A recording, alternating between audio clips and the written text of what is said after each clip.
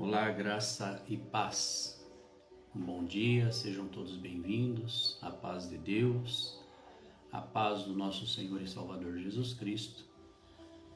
Hoje nesse vídeo nós vamos falar a respeito da quarta carta enviada pelo apóstolo João, a respeito para a igreja de Tiatira.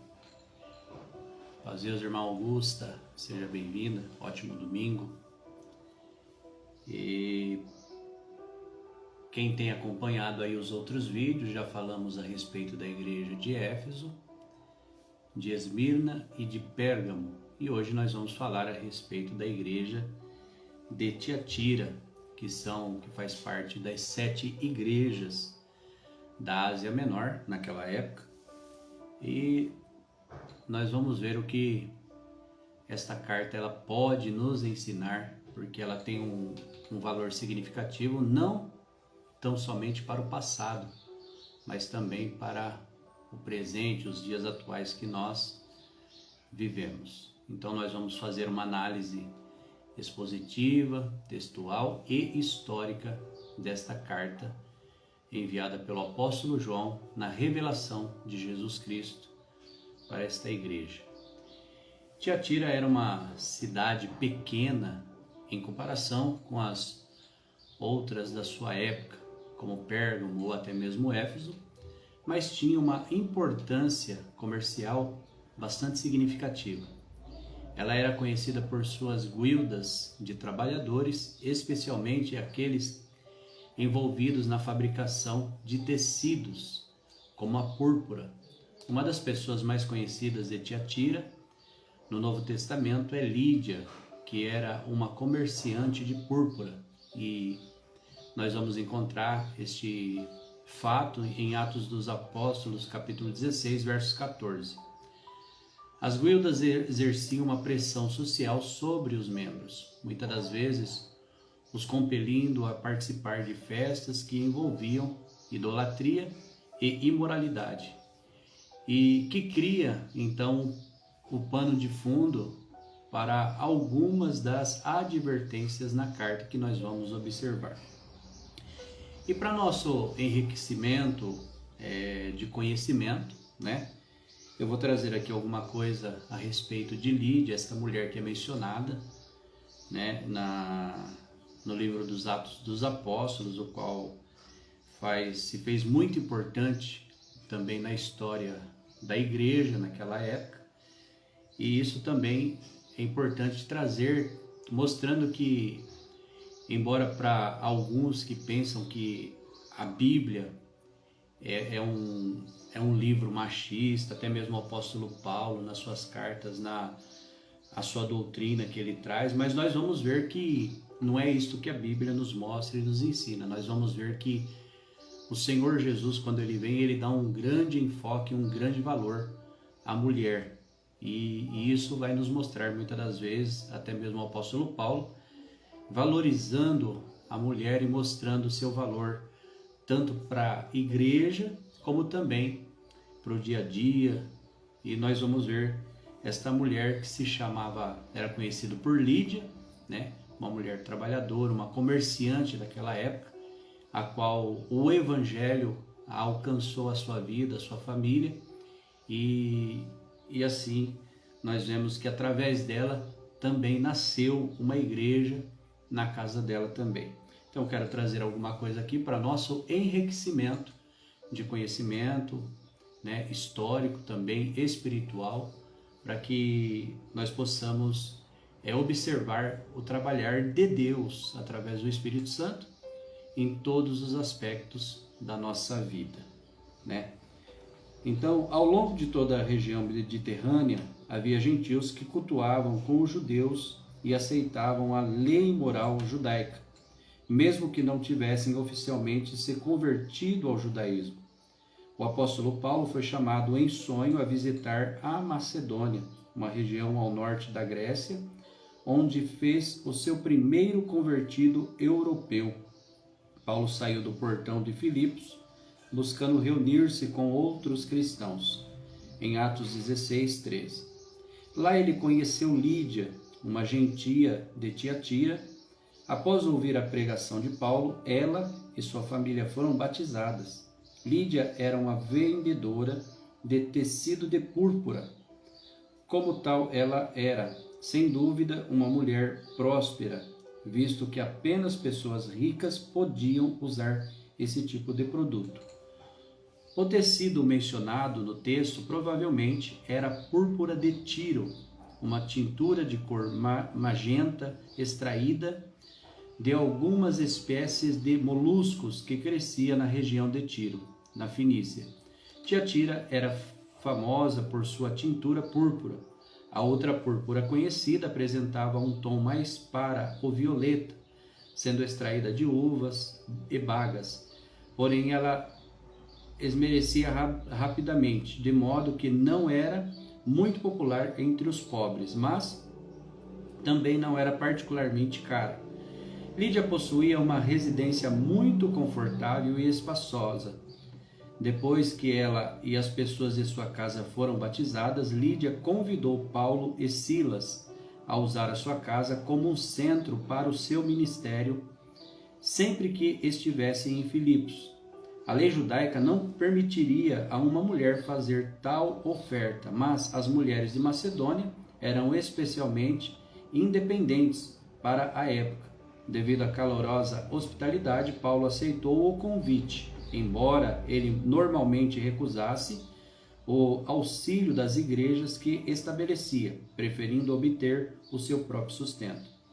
Sua carta aos Filipenses demonstra que ele nutria uma afeição especial por aquela comunidade, e sua amizade com Lídia pôde ter contribuído para isso. Considerando que Tiatira está localizado no território de Lídia, na Ásia Menor, talvez esse não seja o seu verdadeiro nome. Ela pode ter sido identificada em função de sua terra natal como a Dama de Lídia.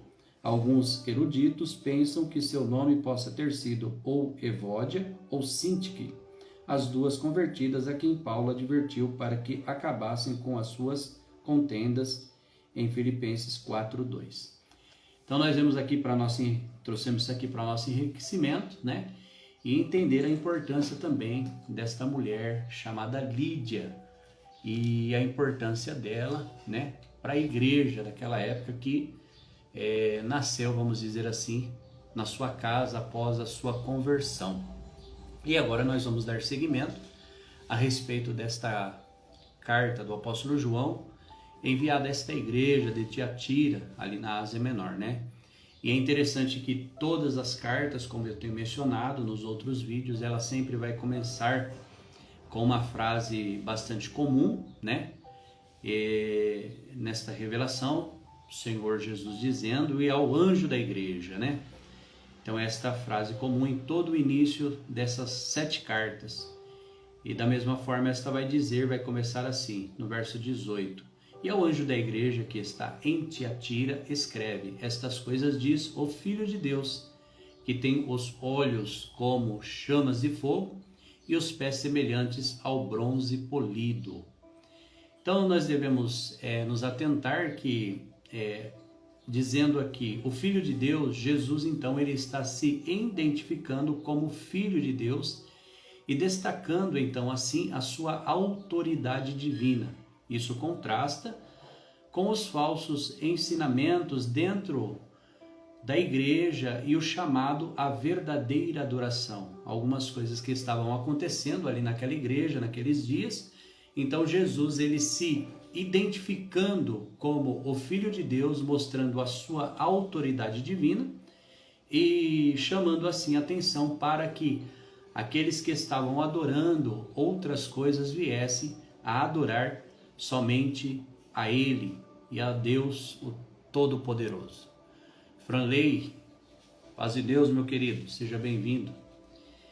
Então, e nós vemos que depois o texto vai dizer assim também, olhos como chama de fogo.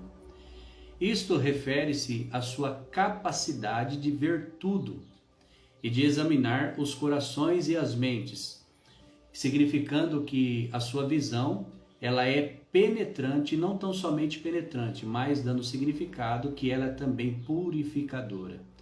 Depois vai seguindo o texto, vai dizer pés de bronze polido, que simboliza estabilidade, força e julgamento, dizendo que ele é imutável e pisa sobre a injustiça.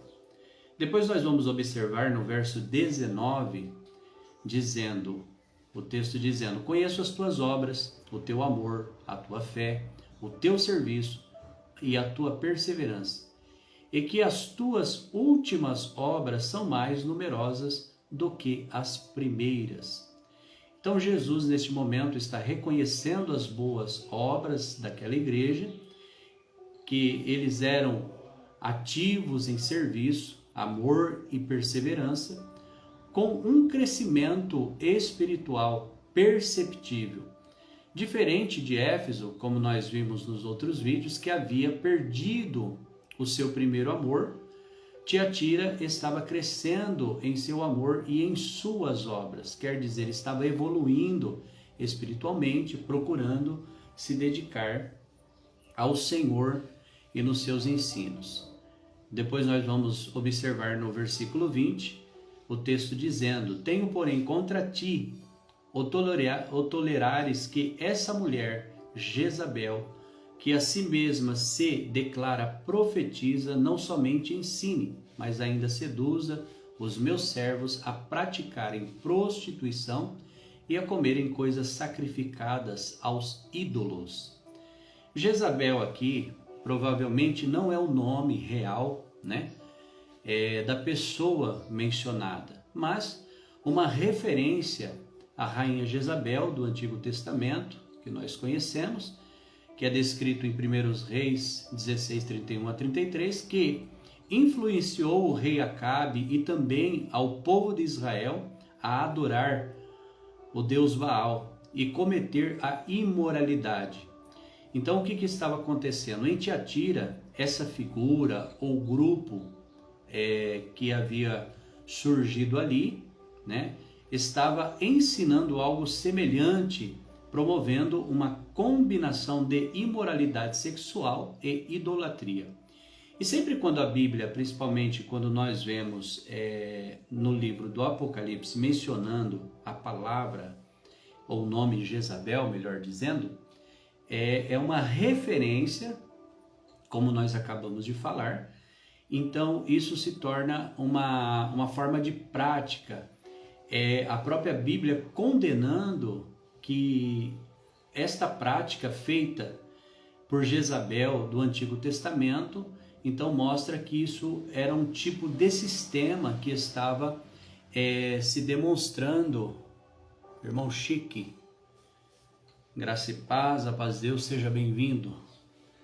Então demonstrando que esse tipo de sistema, ele não morreu com Jezabel lá no Antigo Testamento. Como nós sabemos que Jezabel, aquela mulher, até mesmo por uma profecia, ela veio morrer, mas não se trata de uma pessoa, mas se trata de um sistema, de um sofisma, de uma linha de pensamento que sempre, ao longo dos anos, dos séculos, das eras, vem combatendo a obra de Deus, de forma que estava acontecendo estes mesmos fatos nesta igreja de Tiatira.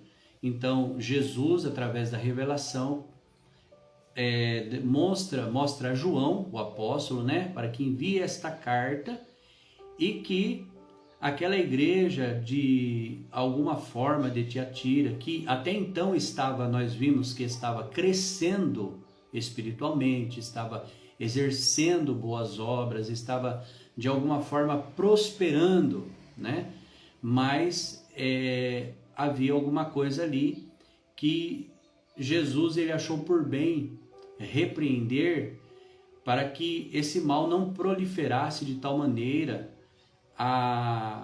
porque estava havendo uma influência por parte desse sofisma, dessa ideologia que estava acontecendo naquela igreja e que já estava levando alguns crentes, né, a imoralidade sexual e também a idolatria. Então, nós percebemos que isso era uma forma de combater esta questão para que este mal fosse sanado, né? Então, aí vai dizer também que é importante, o problema não era apenas a presença desse falso ensino, mas o fato de a igreja estar tolerando e permitindo que isso se espalhasse. Então, o que isso nos mostra? Que nós devemos combater todo tipo de heresia, todo tipo de mau ensino, tudo aquilo que muitas das vezes quer, de alguma forma, se introduzir entre nós, vamos dizer que seja na comunidade ao qual fazemos parte, quer seja na nossa casa, quer seja na nossa vida, no nosso dia a dia. Existem males que nós devemos repreender e não tolerar. Então, o que estava acontecendo com a igreja de Tiatira? Eles estavam, de alguma forma, tolerando, embora eles estavam crescendo, espiritualmente falando, exercendo boas obras, mas havia ainda algumas coisas que Jesus, através da revelação por João, mostra que eles estavam tolerando estas coisas, e alguns já haviam sido arrastados, né? Tanto pela imoralidade sexual, como pela idolatria também. Então, isso nos dá um ensino que nós não devemos ser tolerantes com o erro, não devemos tolerar aquilo que não agrada a Deus. Depois nós vamos ler no verso 21, o texto dizendo assim: dei-lhe tempo para que se arrependesse. Ela, todavia, não quer arrepender-se da sua prostituição. Então nós percebemos que a longanimidade de Deus, mesmo diante do pecado, então Jesus dá oportunidade para o arrependimento.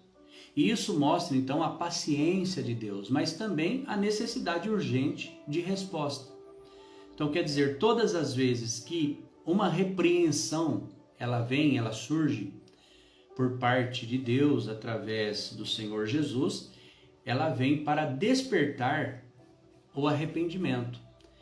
E aquilo que estava se disseminando naquela igreja, e esta repreensão que Jesus dá através desta revelação a João, era para trazer as pessoas, e até mesmo aquela mulher, né, a arrepender-se do mal que estava causando sobre a igreja de Cristo naqueles dias. Então, o Senhor sempre ele é longânimo, né, na sua misericórdia, no seu amor, buscando com que as pessoas elas venham ao arrependimento dos seus males, dos seus feitos.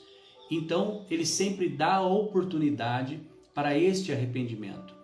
E como eu costumo dizer, uma das coisas mais maravilhosas na graça é o poder do recomeço, né?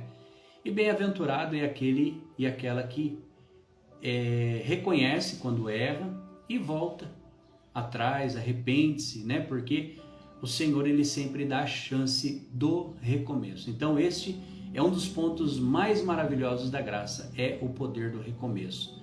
Então Jesus aqui, através desta revelação, através de João, ele está, vamos dizer assim, repreendendo esta condição que estava acontecendo para que aqueles que haviam caído neste erro, tanto aqueles que estavam influenciando também a esta igreja a pecar, a ir após a prostituição, a idolatria e outras coisas que estavam acontecendo, para que eles voltassem atrás e se arrependessem deste mal, né? Então, nós vamos perceber que sempre a graça, eu repito, a graça, a coisa mais maravilhosa nela, a graça, ela dá ao ser humano o poder do recomeço. E bem-aventurado é aquele que, reconhecendo este favor dado através da graça, ele volta atrás e arrepende-se do seu mal.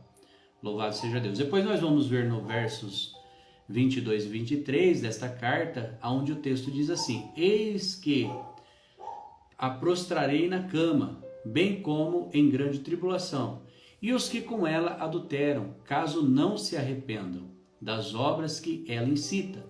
Matarei os seus filhos, e todas as igrejas conhecerão que eu sou aquele que sonda mentes e corações, e vos darei a cada um segundo as vossas obras. Então Jesus fala aqui do julgamento iminente sobre, Jezabel, que nós já vimos que não é uma mulher, mas é um sistema que havia se implantado naquela igreja, naquela época, e da mesma forma, nos dias de hoje, esse mesmo mal, esses mesmos espíritos, eles estão trabalhando a fim de destruírem a igreja de Cristo na terra, Então, Jesus está dizendo que hoje o seu julgamento, ele é um julgamento eminente sobre o mal e sobre aqueles que optam em seguir o mal. Então, uma punição severa para aqueles que persistem no pecado e no erro. E ainda mais dizendo, mentes e corações. Então, Cristo, ele sonda profundamente e seu julgamento é justo, Por quê? Porque o Senhor, ele não julga segundo a aparência, porque nós seres humanos, nós enxergamos muitas das vezes o interior, porém, Jesus, o Espírito Santo, ele conhece o íntimo de cada indivíduo, de cada pessoa, de cada coração. Então, o juízo, o julgamento do Senhor, ele é um julgamento justo. Por quê? Porque ele conhece a intimidade, ele conhece o intento de cada pessoa. Então aqui, por isso que esta carta, ela vai nos mostrar e vai nos dizer que o juízo do Senhor, ele é justo. Depois nós vamos ver nos versos 24 e 25, o texto dizendo: digo, porém, a vós outros, os demais de Tiatira, a tantos quantos não têm essa doutrina e que não a conheceram, como eles dizem, as coisas profundas de Satanás. Outra carga não jogarei sobre vós, tão somente conservai o que tendes até que eu venha. Então Jesus aqui, ele está reconhecendo que nem todos na igreja estavam seguindo esses falsos ensinamentos, esses falsos mestres, e então ele estabelece aos fiéis, aqueles que estavam permanecendo na fé e na esperança, nos propósitos que haviam recebido e dos ensinos através dos apóstolos, e eles haviam conservado. Então Jesus ele promete não impor mais cargas, exceto que mantenham a sua fé firme até o fim. Então nós vemos que como disse há pouco, o julgamento do Senhor, ele é um julgamento reto. O julgamento do Senhor, ele pune aquilo que é errado, ele pune aquilo que não está de acordo com a sua verdade, com a sua palavra, mas as bênçãos do Senhor se estabelecem sobre a vida daqueles que estão diante da presença de Deus, buscando fidelidade, temor, amor, e procurando estar nos santos e retos caminhos do Senhor. Depois nós vamos, diz aqui também, a respeito das coisas profundas de Satanás, nesse versículo que nós acabamos de ler. Isto então refere-se à natureza sedutora e enganosa dos falsos ensinos que estavam sendo introduzidos na igreja. É por isso que muitas das vezes, amados, nós precisamos dar atenção a isso, e podemos perceber o quão é importante nós termos o conhecimento bíblico e o discernimento de espírito, para nós. Por quê? Porque através do conhecimento e na direção do Espírito Santo, nós não vamos, vamos dizer assim, comer qualquer coisa, nós não vamos adotar qualquer coisa, muito pelo contrário. Através do ensino que nós adquirimos, o conhecimento que nós vamos tendo, nós, à medida que o Espírito Santo vai nos iluminando, ele vai dando a nós a condição de refutarmos tudo aquilo que é contrário à vontade da palavra de Deus, tudo aquilo que não é estabelecido pelas Escrituras Sagradas. Então nós vemos esta importância. E todo aquele que se aplica a uma boa leitura bíblica, aquele que se aplica a uma oração, aquele que se aplica aos conceitos daquilo que as Escrituras Sagradas ensinam, então dificilmente, queridos, é seduzido ou é enganado por falsos ensinos, né? E então aqui mostra que esta igreja, por esta falta muitas das vezes de conhecimento, de temor, de discernimento, eles estavam sendo enganados e certas coisas estavam sendo introduzidas naquela igreja. Então por isso que Jesus, muitas das vezes, ele vem com esta repreensão, e aqueles que aceitavam a repreensão, eles se arrependiam do seu mal, voltava-se aos caminhos de Deus, como eu disse há pouco. O maior poder da graça e a maravilha da graça é o poder do recomeço, né? Isso é bastante importante, nós sempre frisarmos e entendermos que a graça sempre vai nos dar o poder do recomeço, né? Então, jamais podemos pensar e dizer, este está perdido, aquele está perdido. Não, a graça, ela veio para salvar o ser humano. E bem-aventurado é aquele que volta atrás e reconhece o poder do recomeço, da graça, do evangelho na sua vida e volta aos caminhos do Senhor. Então, aqui a igreja estava sofrendo esta afronta, né? Sofrendo este mal espiritual, porém Jesus buscando, através de uma correção, o arrependimento de todos, embora alguns, sabemos que alguns se arrependeram, mas o propósito do Senhor sempre foi, e será salvar o ser humano. E depois nós vamos ver nos versos 26 ao 28, dizendo o texto assim: ao vencedor que guardar até o fim as minhas obras, eu lhe darei autoridade sobre as nações, e com cetro de ferro as regerá, e as reduzirá a pedaços como se fossem objetos de barro. Assim como também eu recebi de meu Pai, dar-lhe-ei ainda a estrela da manhã. Então o que Jesus está dizendo aqui? Jesus promete aos vencedores uma posição de autoridade em seu reino. A referência ao cetro de ferro na verdade ecoa ao Salmo 2, né? Uma promessa de proximidade com Cristo, que também é descrito como a estrela da manhã, que nós vemos também em Apocalipse 22:16. E isso que simboliza esperança, vida e triunfo sobre a escuridão. Então essa é uma promessa real, viva, verdadeira, sobre aqueles que guardam os preceitos da palavra, guardam os ensinos de Jesus sobre a vida, sobre a sua vida. Então Jesus lhes dará autoridade, né? Em uma autoridade ortogada por ele mesmo para reger as nações, né? Então é isso que Jesus está falando, né? Então essa estrela da manhã é uma promessa de proximidade com Cristo, que também é descrito como estrela da manhã, como nós vimos em Apocalipse 22:16. E simboliza esperança, vida, triunfo sobre a escuridão. Então que cada um de nós possamos de alguma forma ser iluminados por essa estrela da manhã, chamado Jesus. E depois todas as 7 cartas, como todas elas, vão terminar com a famosa frase, né? Dizendo assim: quem tem ouvidos, ouça o que o Espírito diz às igrejas.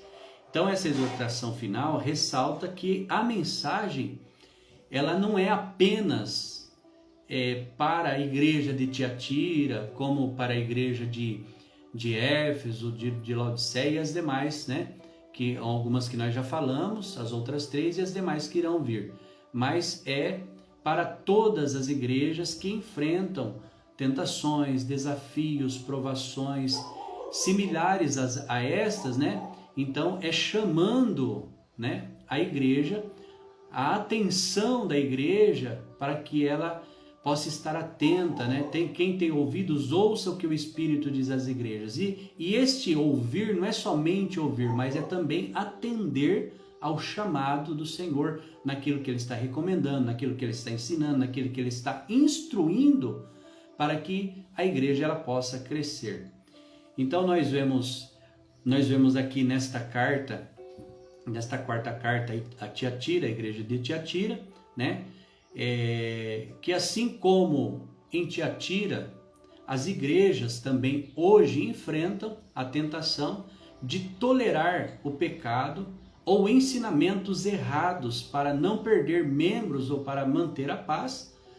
A advertência de Cristo é clara: a igreja deve confrontar o erro com amor, mas nunca deve permitir que o pecado prevaleça. Vocês entenderam? Então até hoje este mal ele se introduz nas igrejas, né?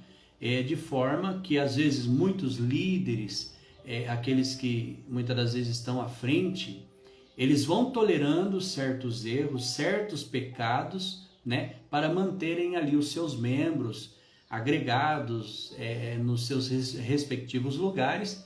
E esta carta vai nos mostrar que nós jamais, como cristãos, devemos tolerar o pecado, devemos tolerar o erro. O Senhor, Ele não se agrada disso, né? Então, a melhor forma de combater o mal é nós refutarmos aquilo que não vem da parte de Deus. A melhor forma é nós rejeitarmos de todo o coração, buscando força no Senhor, para que nós possamos nos manter firme diante da presença de Deus. E jamais permitir ou tolerar o pecado no nosso meio, né? Vamos dizer assim. E nós vamos ver que mesmo em meio a todos esses desafios, os cristãos, né? Eles devem continuar a crescer em amor, fé e também em boas obras. E depois nós vamos ver também que Deus ele concede tempo para que as pessoas se arrependam. Mas o tempo, nós percebemos dentro dessa carta que muitas das vezes esse tempo é limitado. Então essa é uma advertência sobre a importância de responder ao chamado de Cristo enquanto há tempo, né? Se hoje, diz a própria palavra, se hoje ouvires a voz do Senhor, não endureça o teu coração, mas como quem quer dizer, abra o teu coração e obedeça, né? E tem gente que muitas das vezes brinca com aquilo que é da parte de Deus, né? Então, esse chamado ao arrependimento, sabemos que Deus ele é longânimo, ele é misericordioso, mas tudo tem um tempo, né? Então, nós vimos que esta análise ela nos mostra que a carta de Tiatira tem implicações bastante profundas, tanto para o passado quanto para o presente, para os dias atuais em que nós vivemos, chamando-nos a fidelidade, discernimento e perseverança. Então é este ensino que esta carta ela nos traz e que nós possamos colocar em prática sobre as nossas vidas, né? E muitos às vezes pegam as escrituras sagradas, lê uma carta como essa do Apocalipse, tem pessoas que pensam que essas coisas foram só passado. Não, a Bíblia ela não é um livro, vamos dizer assim, ultrapassado. Ela é um livro atual, ela é um livro que fala a respeito da nossa vida e enquanto houver humanidade, a Bíblia ela é o livro mais atualizado, né?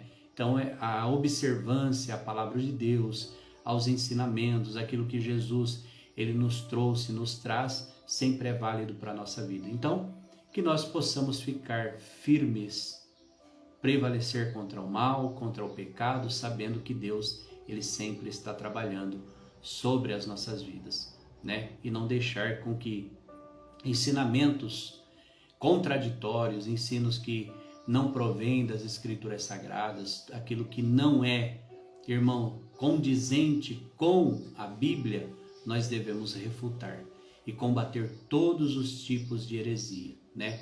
Para que não venha acontecer o que estava acontecendo com esta igreja de Tiatira, que, embora estava crescendo em alguns aspectos, porém em outros aspectos eles estavam tolerando com que o mal viesse a entrar dentro daquela igreja. Então, nós devemos combater toda espécie de mal para que em tudo o nome de Deus venha a ser glorificado. Eu espero que vocês tenham gostado do nosso estudo dessa carta de hoje. Deus que abençoe a todos vocês, que vocês tenham um ótimo dia, um ótimo domingo e este vídeo vai ficar aqui gravado no meu perfil do Instagram, né? E também vai subir lá pro canal do YouTube. E eu já faço o convite para você que não conhece o canal no YouTube, né? Você vai encontrar lá PR Cristiano Machado. Vai lá, se inscreva no canal, ativa o sininho para novos vídeos. Não esqueça de deixar o seu like e também faça o seguinte, compartilhe os vídeos com outras pessoas. Porque por mais que muitas das vezes pareça ser simples o ensino a respeito das Escrituras, mas saiba de uma coisa, que a palavra de Deus, ela é espírito e vida. E assim como a palavra de Deus, eu creio que ela alcançou a tua vida e ela está te abençoando, outras vidas também precisam ser abençoadas. Então não esqueça de abençoar o teu irmão, o teu próximo, né? Manda mensagem, mostra os vídeos, fala do Senhor Jesus. O propósito de nós como igreja é anunciar o Evangelho, é anunciar Jesus Cristo, né? Então façamos isso de coração, de alma e vamos de uma forma bastante positiva, vamos fazer aquilo que o Senhor requer de cada um de nós, que é propagar o seu Evangelho e a graça de nosso Senhor e Salvador Jesus Cristo. Espero que todos vocês tenham gostado. Deus que abençoe a todos. Graça e paz. Shalom. Até a próxima. Em nome de Jesus.